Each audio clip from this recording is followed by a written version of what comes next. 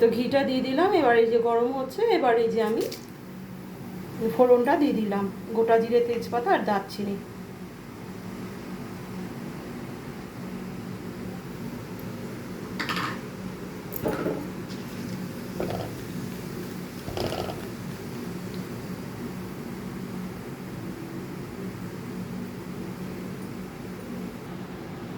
এ তো ফোড়ন দেওয়ার পরে আমি একটুখানি চিনিও দিয়ে দিচ্ছি, কারণ একটু নিরামিষ তরকারি একটু মিষ্টি মিষ্টি হলেই আমার মনে হয় ভালো লাগে।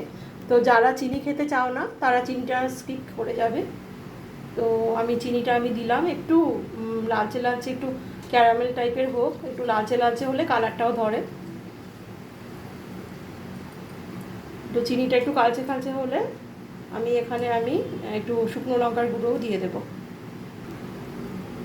এই তো আমার চিনিটা বুড়বুড়ি কাটছে, এই যে লাল লাল হয়ে আসছে। এবার আমি এই যে শুকনো লঙ্কার গুঁড়োটা দিয়ে দিচ্ছি,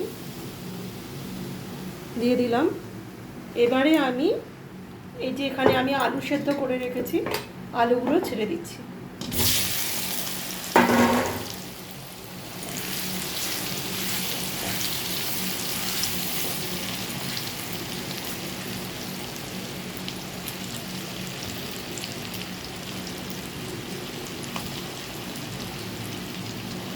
আলু ভাজার কিছুই নেই, আলুগুলো তো সেদ্ধ আছেই, জাস্ট একটু নেড়ে ছেড়ে নিলাম।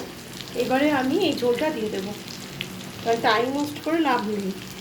আলু ভাজলেও যা আবার না ভাজলেও এটা স্বাদ এরকম একই থাকবে। তো আমি এই যে ঝোলটা দিয়ে দিলাম।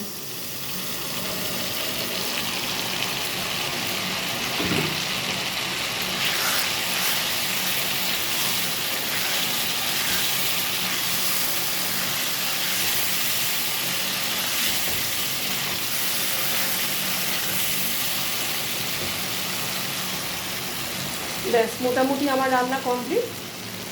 বেশ সুন্দর একটা গন্ধ বেরিয়ে গেছে। আমি আর এটাকে আর ভাজবো না।